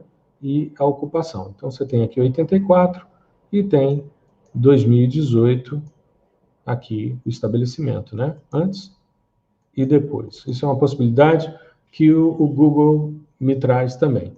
Tem os estudos de caso, né? Vários estudos de casos aqui de vegetação, né? Mapa de vida, né? O mapa de biomas não está aqui, mas é um estudo de caso bastante interessante. Mapeamento de risco de malária no mundo, né? Utilizando aqui um grupo de saúde da Universidade da Califórnia. E aqui tem a plataforma. Então, vamos direto aqui para o Code Editor. Aqui a gente tem uma disponibilidade muito grande de dados, ou seja, todos aqueles datasets, eles estão aqui disponíveis, né, no Image Collection. Você tem aqui vários tipos de dados. Por exemplo, você quer fazer vamos fazer aqui uma verificação de temperatura. MODI 11A2. Ah, professor, mas eu não sei qual é o dado que eu quero. Não tem problema. Aqui nos datasets, você tem aqui, ó, All Datasets, View All Datasets. Então, ele vai abrir para você todos os dados que estão disponíveis lá. Então, você tem esses dados todos aqui, né? E você pode fazer essa pesquisa em todos eles, ou então, se você já sabe, eu quero, por exemplo, um produto Modes. Tá, o Modes, ele tem algumas características. Quando ele utiliza o Terra e o Aqua integrados, ele chama de MCD. Quando ele utiliza o Modes no satélite Terra, é MOD. Quando ele utiliza o Modes no satélite Aqua, é MYD. Ele troca o O pelo I. Deixa eu ver se tem algum aqui para mostrar para vocês. Não tem, mas eu mostro no Code Editor. Então, eu quero ver aqui, por exemplo, eu quero fazer um estudo de temperatura. Então, tem aqui, Land Surface Temperature, Anemicity, 8-Day Global 1 km. É o produto MODI 11A2, ou seja, temperatura de superfície da Terra e emissividade. O dado MODIS, ele é composto com os melhores pixels de um período de 8 dias, numa escala global, para 1 quilômetro. Então, esse é o dado, e esse 006 aqui é a versão do dado, tá? É a versão do dado. Então, suponha que eu queira fazer um estudo de temperatura. Eu coloco aqui MODI 11A2, né? Dou um Enter. Ele vai abrir aqui no Datasets, MODI 006, MODI 11A2, que é justamente o que estava ali no na nossa análise dos datasets. Ó. Tá vendo? MODI 11A2 006, né, que é o dado que me interessa. Tá. Eu vou dar um duplo clique aqui, que aí ele carrega o meu script. Veja, ele tem uma variável, que é o dataset, onde eu tenho o Image Collection, e aqui está Modes 006, MODI 11A2. Aqui eu tenho o filtro temporal. Eu quero fazer, por exemplo, uma leitura do ano de 2019 completo. Então, eu coloco 1º de janeiro até 31/12, lembrando que é ano, mês e dia, 31. Eu quero ver a temperatura diária. Se eu quiser ver a temperatura de noite, é só escrever night aqui, tá? Mas eu quero ver a temperatura. LST é Land Surface Temperature. Eu quero day. Aqui, ó, é o valor mínimo e máximo que eu vou ter das variáveis. Só que isso daqui é um valor. Eu vou mostrar para você como é que a gente transforma isso para graus Celsius. A paleta de cores que vai ser utilizada. E o centro do mapa, lembrando que é sempre primeiro longitude, né? No nosso caso aqui eu vou botar 48, tá? E menos 15. Mas como os dados MODIS são globais, como a gente viu ali, ele vai fazer o mapa mundi, mas já centralizado nessa coordenada. E eu vou, então, visualizar, tá? Fiz a alteração aqui do meu filtro temporal, né? E da minha coordenada, eu dou um run. Quando eu dou um run, ele abre o mapa mundi, mas ele está centralizado na coordenada que eu quero. Aqui eu vou vendo que ele está entrando, tá vendo? Eu posso ver mapa ou satélite por baixo, desde que eu tenha a possibilidade aqui, ó, de transformar isso numa transparência. E aí eu venho, então, dando zoom para a região aqui de Brasília, tá certo? O MODIS tem uma projeção sinusoidal, ou seja, ele tem uma inclinação que aparece aqui nos meus pixels, tá certo? Eu vejo aqui nos meus pixels. Eu vou aumentar o nível de transparência para a gente ver a imagem Google embaixo, né? A imagem do Google, que aparece tanto no Google Maps como no Google Earth. Então, aqui eu tenho áreas mais quentes do que outras áreas. Aqui eu tenho uma unidade de conservação, aqui eu tenho água, aqui eu tenho um urbano mais adensado.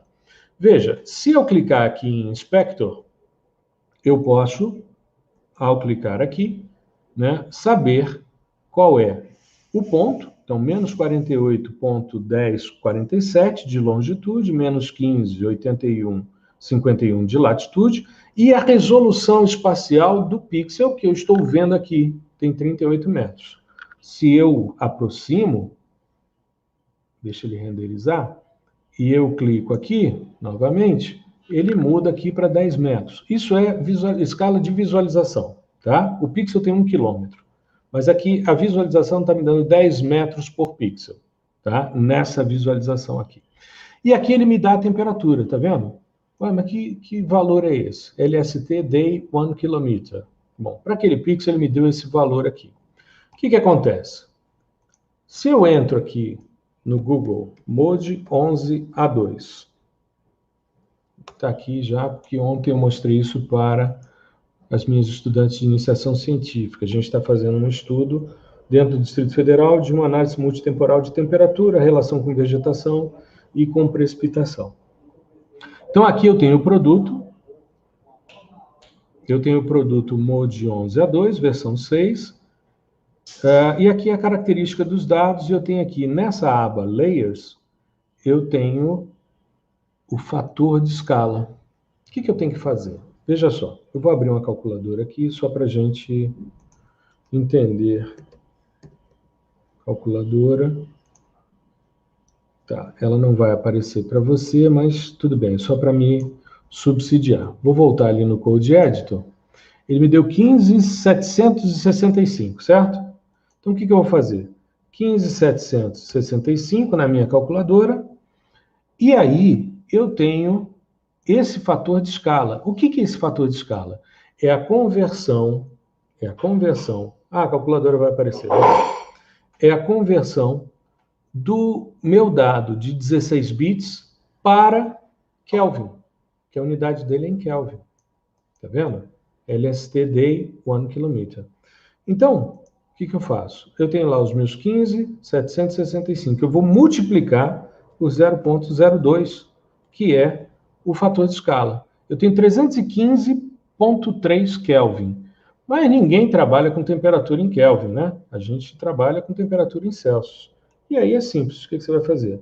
Isso menos 273,15, que é a conversão Kelvin-Celsius, 42,15 de temperatura radiométrica, temperatura de superfície. É o quanto os fótons estão sendo reemitidos e isso se transforma em temperatura. Então, isso vai me dar, então, a temperatura em graus Celsius. Uma temperatura alta dessa? Pode crer que dá sim. Eu já medi no campus de Mossoró, com um termômetro radiométrico 52 graus, numa área de areia, tá certo? O cara estava duvidando, disse, anda descalço aí para ver se o couro do pé não fica no chão. Então, aqui é uma possibilidade. O Google Earth, ele tem... Veja, eu não sou versado em programação. Eu tenho os scripts aqui.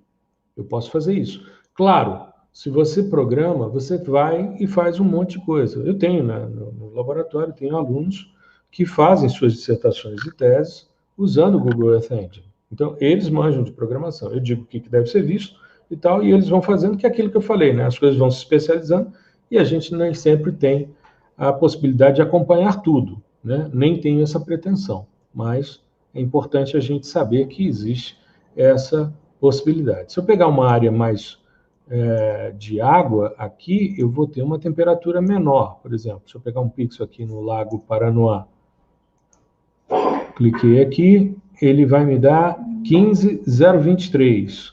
Mesma coisa, 15.023, que multiplica 0,02, isso em Kelvin, menos 273,15, 27,31 graus. Então, sai de um ponto que tem mais de 40 graus para um outro ponto que tem 27,3 graus, né, num corpo hídrico. Então, estou vendo aqui uma mensagem, Mossoró, Rio Grande do Norte, pega. Nicodemos, Chagas, eu fui convidado pela reitoria de pós-graduação da UERN para fazer um estudo sobre ilhas de calor em Mossoró. E fui lá apresentar. Rapaz, quando eu entrei, um calor danado, aí chegou um rapazinho assim, de camisa de manga comprida, me deu uma pena. Ele com a gravatinha borboleta, com a bandeja fumegando assim com café. Ele disse, só aceito, disse, só se for com gelo. Porque ali, rapaz, é uma fonte hidrotermal, né, normalmente. É um deserto salino, pela presença das salinas em Mossoró e Areia Branca, e uma quantidade muito grande de impermeabilização da cidade. Então, e o campus da universidade, eu creio que ele foi programado para tentar exterminar os estudantes. Eu não vejo outra explicação, porque são prédios baixos, recobertos de rocha calcária, as paredes são de rocha calcária, telhado de cimento amianto, e a janelinha abria uma frechinha desse tamanho. E o ventilador é igual o filme de Tarantino. Você vai entrando assim naqueles salões e aquele ventilador girando devagarzinho. Rapaz, eu tinha certeza que eu ia morrer nos próximos 15 segundos. Mas ainda bem que sobrevivi, né? E, enfim, mas foi uma época muito gostosa, muito boa de trabalho. Eu tenho uma saudade muito grande. A minha família, por parte de mãe, é do Rio Grande do Norte. Eu sou neto do Seridó Potiguar. Então, eu tenho um carinho imenso pelo Rio Grande do Norte. Então, nós temos alguns amigos, professor, que são lá de Mossoró, sim. Amigos próximos nossos mesmo, grandes amigos, amigas. Aí a gente brinca com eles, dizendo assim que Mossoró é um dos poucos lugares do Brasil que tem as 4 estações bem definidas, né?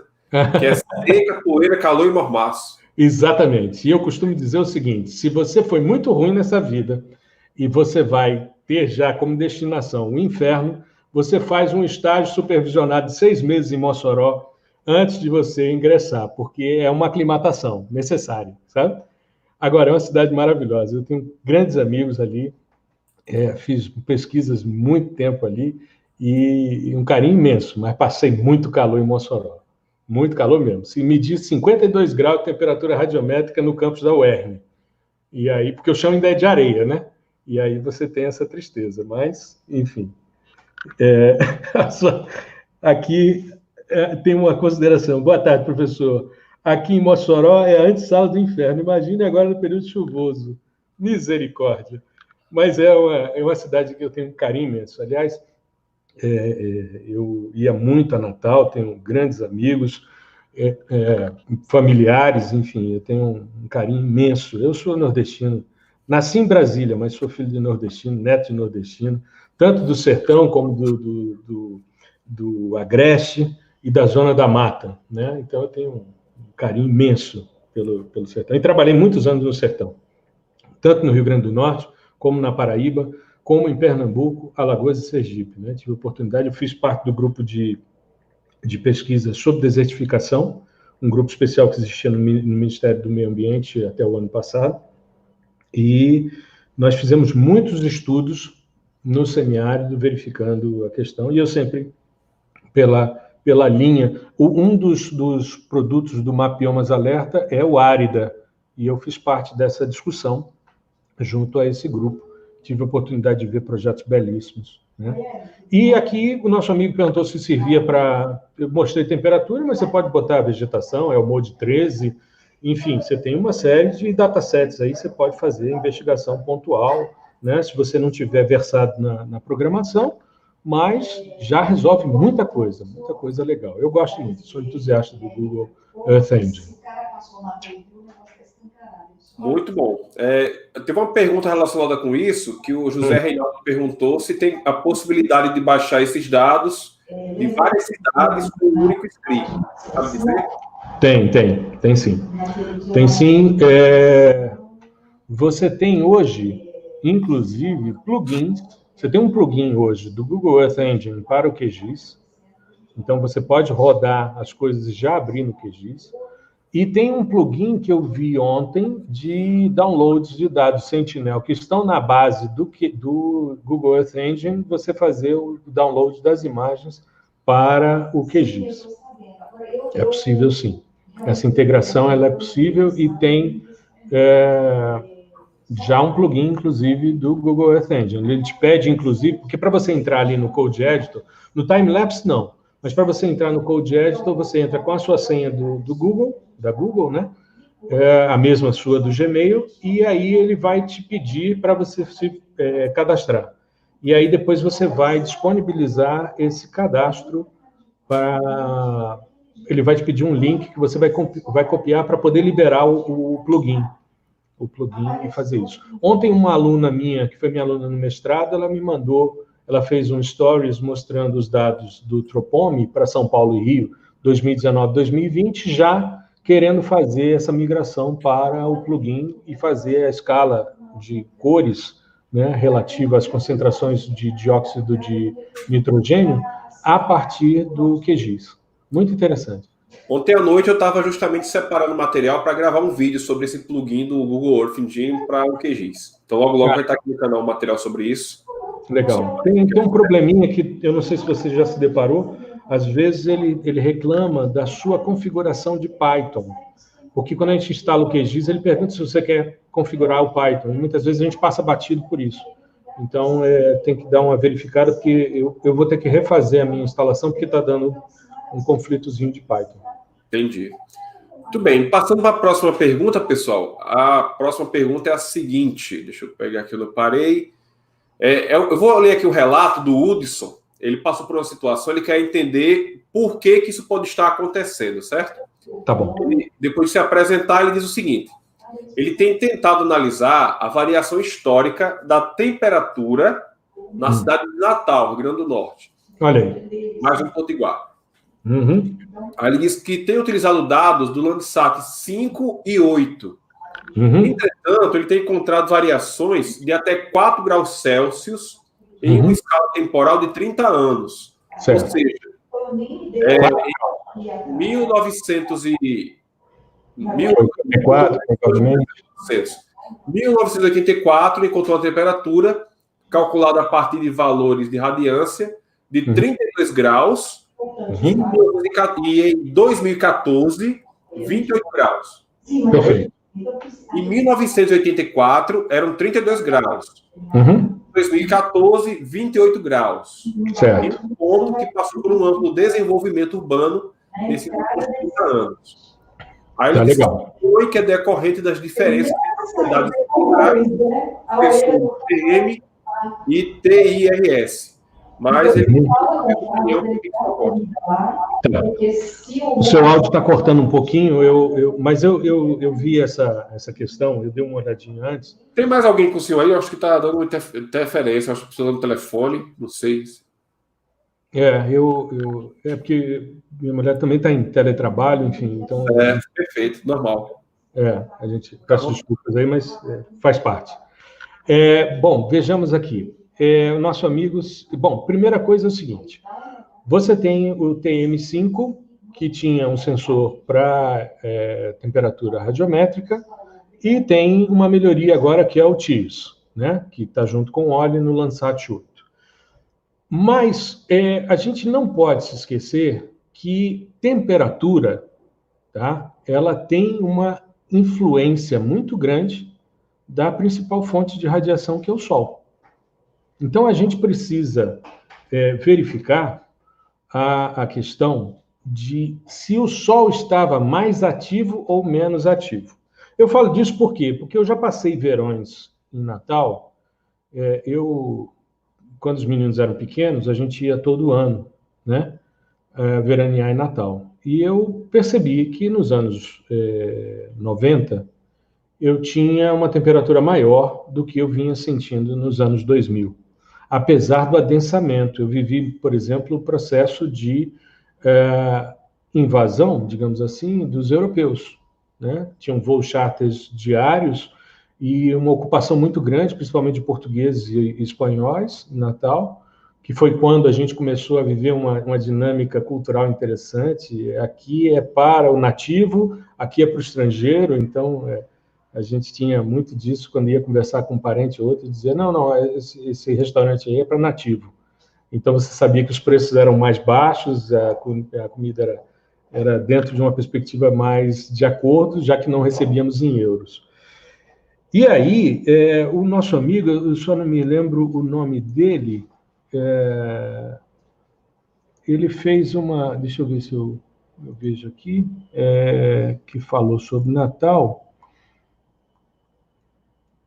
O comentário foi do Hudson Ferreira, lá na aba Comunidade. Tá, estou vendo aqui. Então, olha só, Hudson, eu vou novamente compartilhar minha tela, porque eu já prevendo a sua fala, eu já me antecipei aqui para lhe mostrar um detalhe. Tá. Não sei se vocês estão vendo aí um gráfico. Estamos sim. Tá? Beleza. Então, aqui a gente tem o quê? Contagem de manchas solares, né? Uma média mensal de contagem de manchas solares. Sunspot são manchas solares. O que são manchas solares? A atividade magnética no interior do Sol é muito intensa. Quando as linhas de indução magnética surgem à superfície, elas saem de um ponto e chegam em outro. E elas formam, nesses locais, duas manchas. Quem percebeu isso a primeira vez foi Galileu Galilei. Tanto que o primeiro ciclo de manchas solares, nós estamos vivendo o 25º ciclo, o primeiro foi Galileu que identificou. Ele percebia que surgiam manchas juntas, próximas, em pares, sempre. E que à medida em que esse número de manchas aumentava, a atividade solar aumentava também. Por quê? Essas manchas, quando elas se aproximam, as linhlinhas de indução magnética, quando elas se aproximam, elas geram ejeção de massa coronal, as erupções solares. E isso chega até nós. O bombardeio que a gente recebe de fóton do Sol é tão grande, de radiação que vem do Sol é tão grande, que a face do planeta, do campo magnético que está voltado para o Sol é achatada. E a outra face é alongada. Tanto que quando essa radiação de alta frequência entra nos polos, ela interage com o topo da atmosfera e gera o fenômeno de aurora polar, que é a formação de plasma, que é um gás superaquecido que perde seus elétrons. É o quarto estado da matéria. Então, Hudson, veja só, se a gente pegar de 84, aqui nós temos 85 até 2013, o que tem se verificado é que, ao longo desses ciclos de manchas solares, está havendo um declínio. E isso se reflete em temperaturas menores. Esse grupo de iniciação científica que eu coloquei, que eu comentei com vocês, eles estão partindo de uma discussão, deixa eu mostrar aqui, deixa eu pegar exatamente o ponto aqui no vídeo, para mostrar aqui para vocês. Deixa eu pegar aqui essa questão aqui. Eu vou ampliar aqui só para... Deixa eu ver se vocês estão visualizando o meu rosto do lado de uma imagem de temperatura. Estamos sim. No slide, né? Então, muito bem, olha só.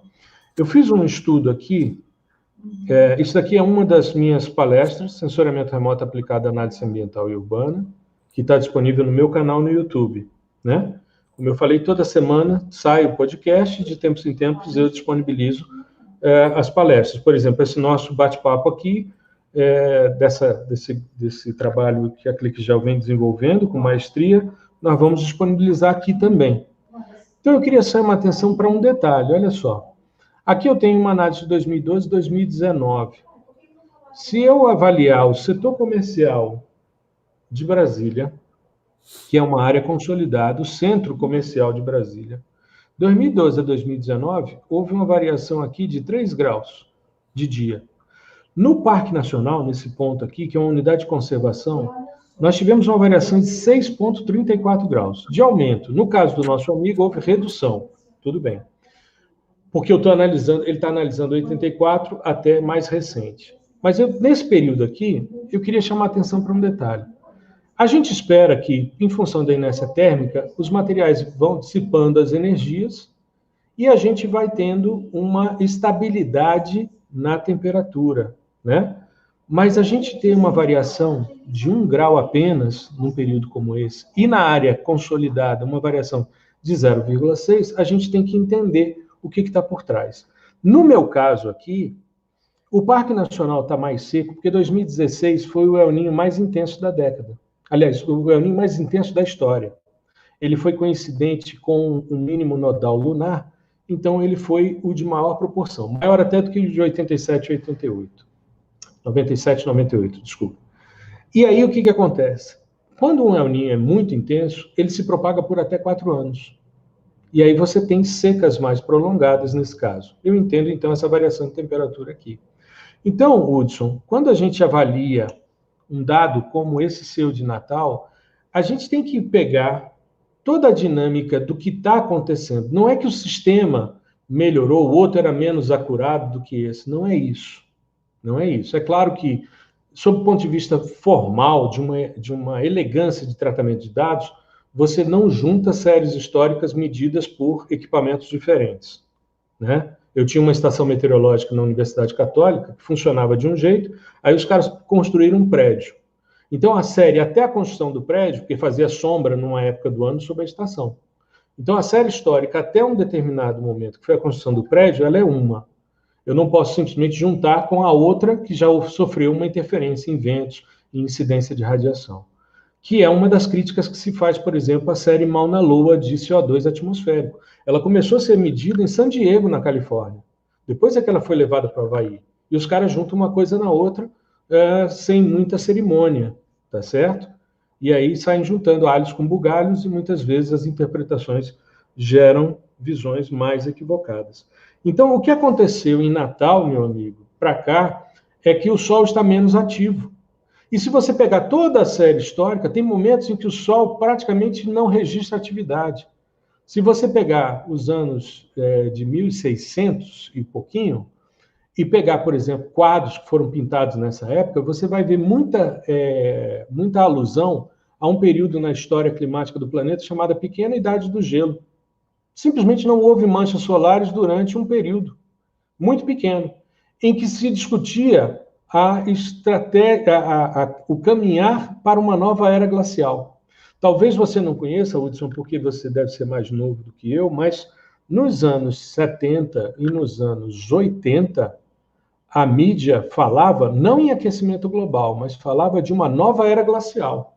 Estávamos caminhando para um frio mais intenso. Eu tenho reportagens da Newsweek, do Estado de São Paulo, uma série de informações a esse respeito. Aliás, eu tenho um livro que fala sobre essas questões, mas que está fora de catálogo, no qual eu mostro o que pode influenciar no clima. Por exemplo, nós tivemos agora uma erupção vulcânica do Krakatoa. Isso libera uma quantidade de particulados na atmosfera e a radiação que vem do Sol interage com esse topo de atmosfera e não chega embaixo. Então, você diminui a temperatura da troposfera e aumenta na estratosfera. A erupção do Monte Pinatubo, nas Filipinas, reduziu a temperatura do globo em 0,5 grau durante 3 anos. O que se fala nos últimos 100 anos é de um aumento de próximo a 1 grau na temperatura global. Então, a gente não pode desprezar esses eventos naturais. E o Sol tem essas oscilações. Se a gente pegar, deixa eu ver se eu acho aqui uma série histórica, ciclos de manchas solares. Deixa eu pegar uma figura aqui, ó, que represente bem essa questão. Olha só, vou pegar essa daqui, por exemplo, a manchas solares. Você tem momentos em que você tem aumento e você tem momentos em que cai. Normalmente, nos anos 0, ela tende a cair. E aí você tem reflexos. Então, existem previsões que são feitas para os ciclos de manchas solares. Essa figura aqui mostra bem a distribuição diária de manchas. Aqui é o equador solar e aqui a variação latitudinal, né? E você vê o aumento e o número de manchas, e isso determina uma série de relações com temperatura. Então, se você pegar os seus dados de 84 para os anos 2020, você tem uma queda nos ciclos de manchas solares. Isso se reflete na temperatura. Então, não é problema, não. Apesar de que, localmente, você tem o efeito das ilhas de calor. Tudo bem? Mas, se chega menos energia, você tende a ter uma temperatura menos intensa do que você tinha nos anos 80. Eu te falo porque no início dos anos 90, eu sentia muito mais calor em Natal do que senti nos anos 2000, justamente por essa queda, tá? Acho que seria isso. Muito bom mesmo, professor. É bom nós vermos, né, como tem sido realmente interessante. E como, assim, o sensor remoto tem uma aplicação no dia a dia nosso, né? Como até o calor que as pessoas tanto reclamam.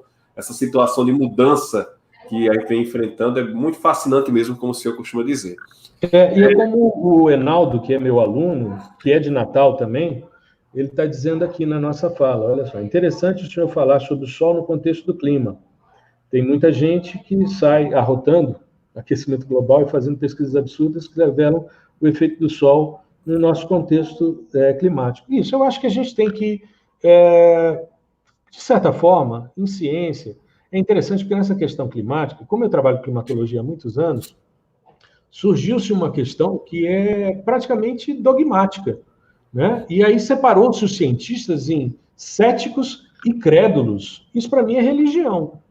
Eu acho que todo acadêmico, todo cientista, todo pesquisador tem que ser cético. Você cria uma hipótese e você testa ela, para saber se deu certo ou não. Não significa... Tem um podcast, que é um dos capítulos do podcast, que eu falo sobre a ética no processamento de imagens de satélites. E eu digo às pessoas, a maioria dos resultados ruins não são divulgados. Não são divulgados, as pessoas omitem. Eu acho que resultado tem que ser divulgado, mesmo que dê errado. E por quê? Porque você minimiza tempo de quem vem depois. Olha, o Gustavo fez aqui, mostrou que por esse caminho não dá certo por causa disso, daquilo outro. Será que ele testou tal coisa? Não sei, então eu vou por essa linha. Mas se eu não dou a deixa, o cara pode repetir o que eu fiz e dar com os burros na água. Então, eu não tenho nenhum problema de divulgar quando a coisa dá errado. Resultado é resultado. E tem que ser falado. Então, eu vejo muita gente defendendo... aliás, como em tudo, né, em ciência, você vê muita gente se apropriando de coisas sem ter a mínima compreensão de como a coisa funciona. Eu fico impressionado como tem gente falando de autoajuda em física quântica. Eu fico impressionado. Não sabe o que é um quanta, que é o plural de fótons em latim, né? Não sabe o que é um quanta, o que é um evento quântico, e fala de física quântica como sendo a grande benesse e a resolução de todos os problemas da humanidade. Então, é interessante. Na parte climática tem muito disso. As pessoas discutem muito e quando se deparam com situações como essa, ficam meio que numa saia justa. É que nem quando o buraco na camada de ozônio apareceu duplo e tinha acontecido o protocolo de Montreal. Mas ninguém fala que Gordon Dobson, quando foi na década de 50 para o Ano Geofísico Internacional, percebeu que existia uma anomalia de ozônio na Antártica e que era decorrente da erupção vulcânica dos 12 vulcões ativos que existem na Antártica, liberação de cloro e bromo, e não reposição por causa de uma circulação estratosférica. Isso é mapeado pelo Tropômetro. Isso é mapeado pelo Nimbus 7. Isso é uma das coisas mais antigas que é monitorado. E se você olhar, todo buraco na camada de ozônio é apresentado em outubro, que é o final do inverno polar, quando o Sol volta a iluminar o polo, e você vê sempre uma língua de alta concentração de ozônio em volta.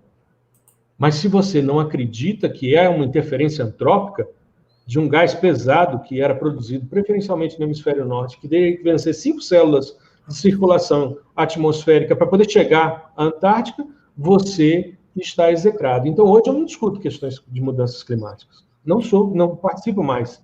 Eu falo sobre sensoriamento remoto, porque quando as pessoas me chamam para falar sobre essas questões, os caras já tentam, de certa forma, te desqualificar como pessoa para dizer que seus argumentos não prestam. Então, essa brincadeira eu não quero, não.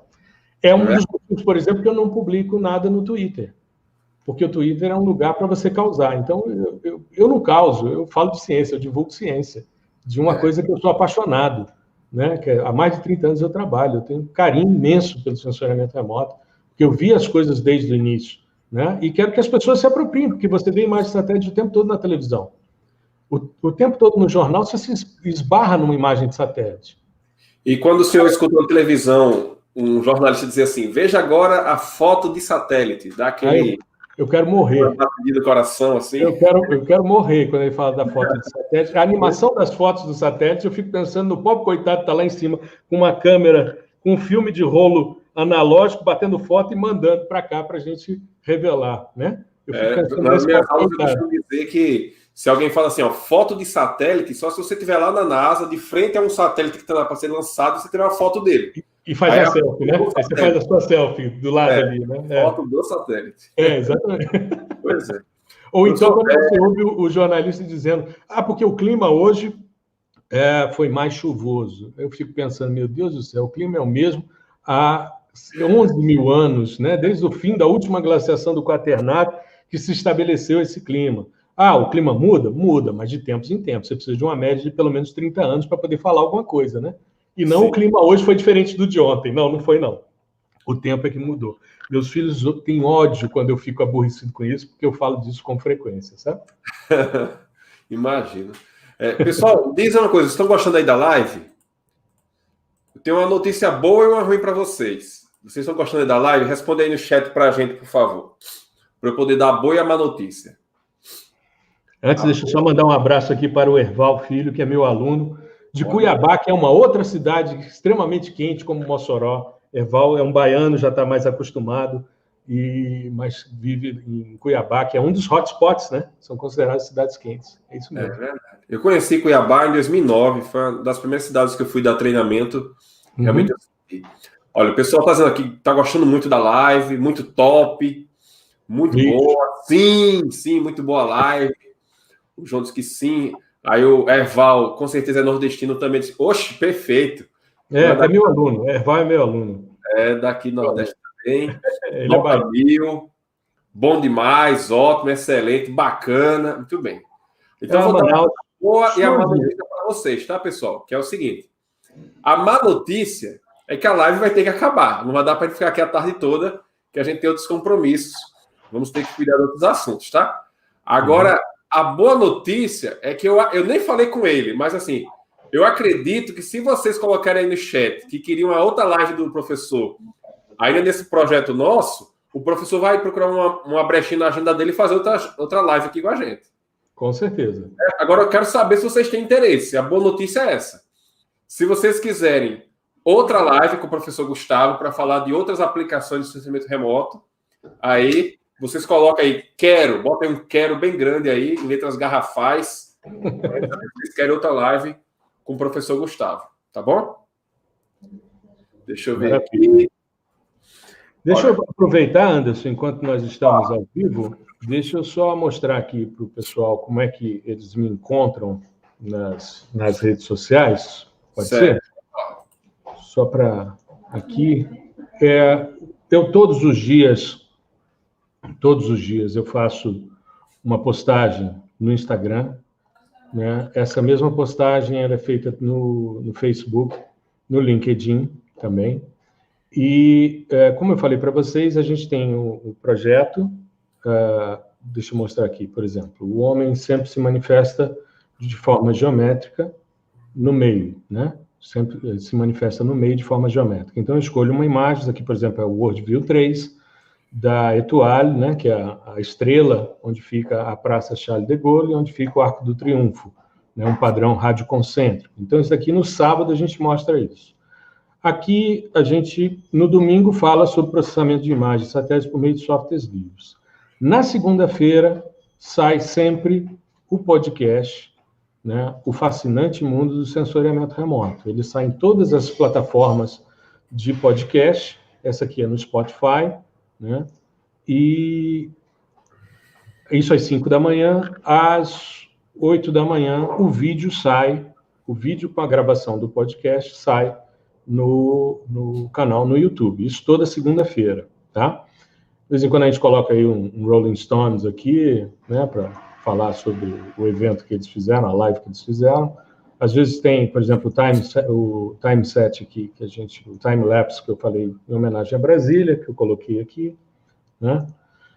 Então é Prof. Gustavo Batista aqui e no YouTube também Professor Gustavo Batista, esse canal aqui, né, no qual eu estou sempre fazendo as minhas divulgações dos meus trabalhos. Se puderem...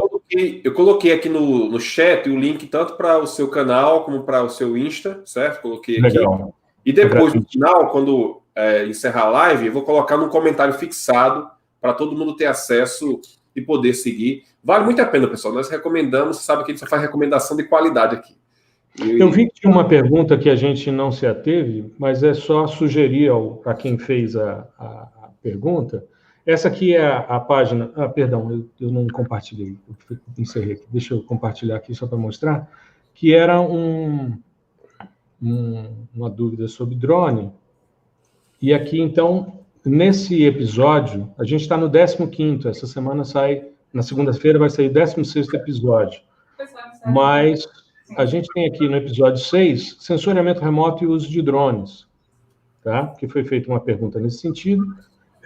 Nós temos aqui, então, uma discussão, são 24 minutos, que eu falo sobre uma série de possibilidades, de potencialidades, mas falo também de limitações, porque vira uma coqueluche, né? Então, outro dia, por exemplo, eu fui a uma reunião e as pessoas queriam comprar um drone para fazer um monitoramento diário de uma unidade de conservação. Falei, você já pensou na quantidade de baterias que você vai precisar, a quantidade de gente treinada para você utilizar, a disponibilidade de computador para você processar esses dados? Então, tudo isso tem que ser levado em consideração, né? Os problemas que existem quando o indivíduo não sabe, por exemplo, fazer um plano de voo legal, enfim. Então, tem uma discussão também a respeito disso, tá? Aqui nesse portal, o fascinante mundo do sensoriamento remoto.libsyn.com, tem todos os episódios desde o primeiro. A gente começou em janeiro e toda semana sai um podcast. Foi uma aluna minha do curso... Deixa eu colocar no chat o link, professor, também, que depois eu vou colocar no comentário fixado, mas coloca aí no chat que depois a gente coloca no comentário fixado também.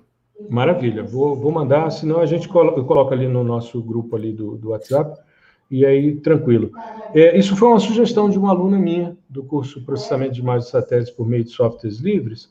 Ela, num dos nossos chats online, que eu faço a cada 15 dias com os meus estudantes, ela disse, professor, eu gosto tanto de arrumar a casa ouvindo podcast, e às vezes eu estou estudando, às vezes eu estou no trânsito, eu boto um podcast, e não encontro nada nesse assunto. Eu falei, então vamos fazer. Naquele dia ela já conversou, quando essas coisas vão surgindo, eu já nem durmo direito, aí vou me organizando, né, para poder...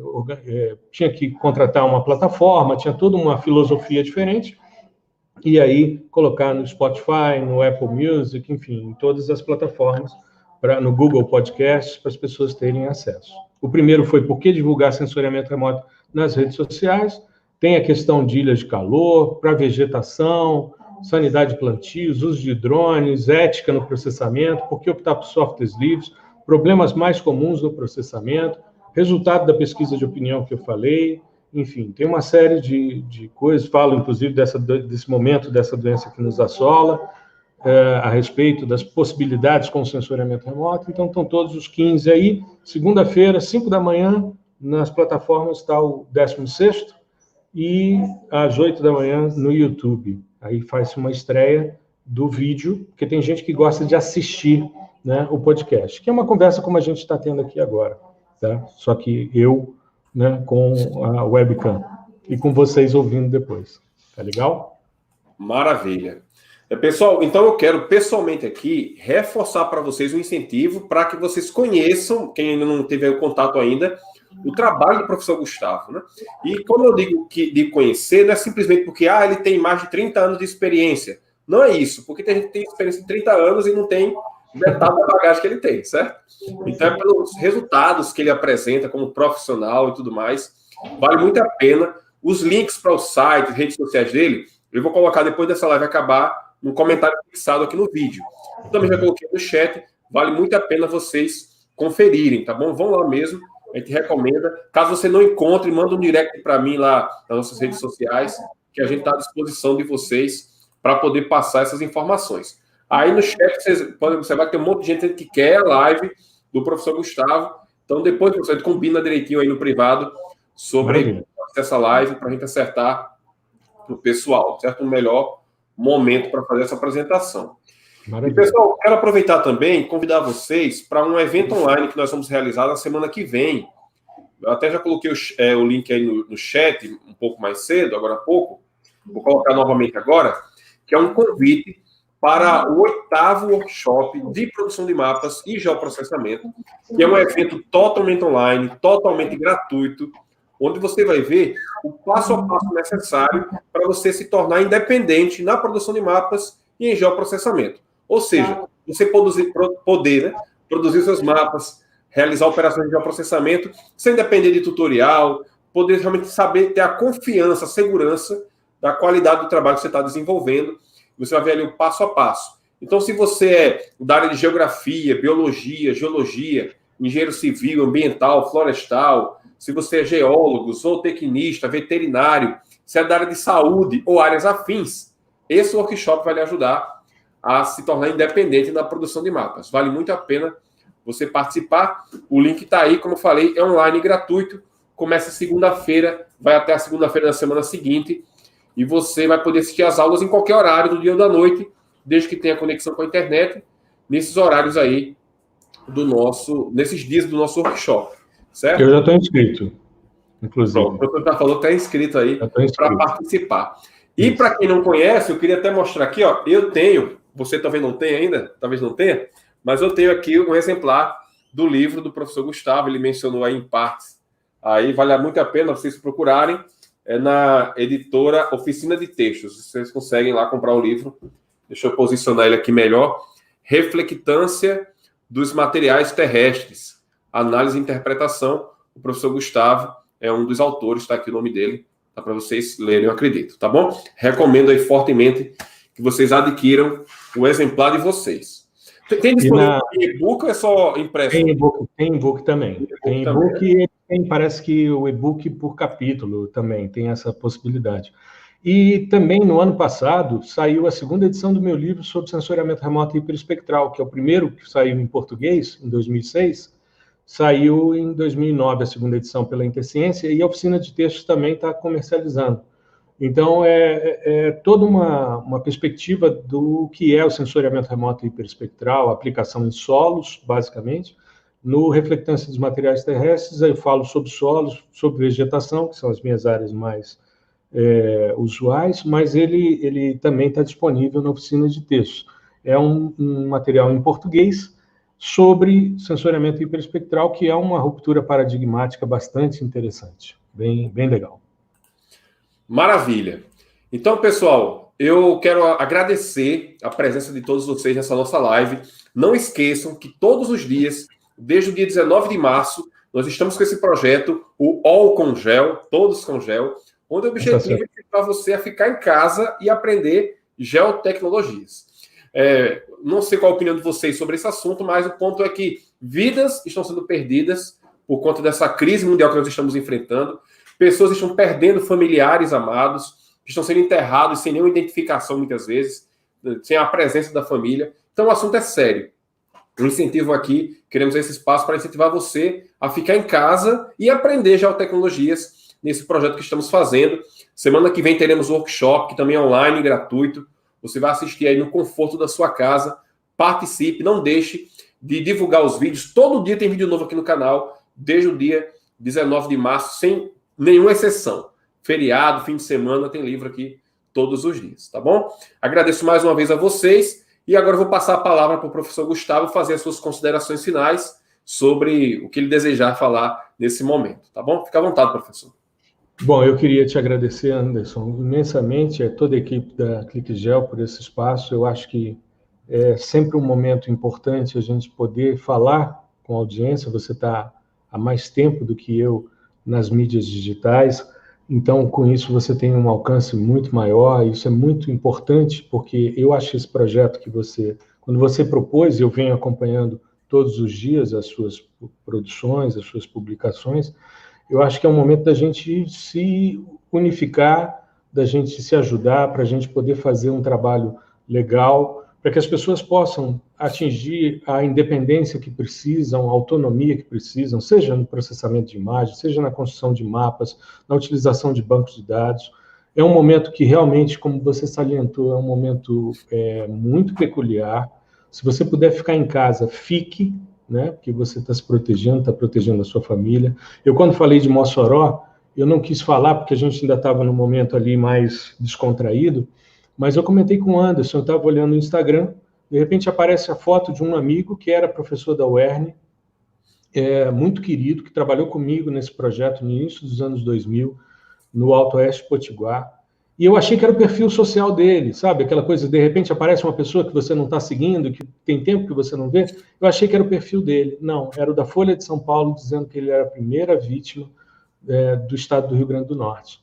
Então, me deu um aperto imenso no coração, porque é um amigo muito querido, que eu não tive a oportunidade de me despedir. Está nas minhas orações, todos os dias, mas eu, inclusive, fiz um post dizendo, né, que quando a coisa fica muito próxima da gente, a gente realmente toma a noção de que não é brincadeira e que quanto mais você puder se proteger, proteger aqueles que você ama, sair só para o estritamente necessário.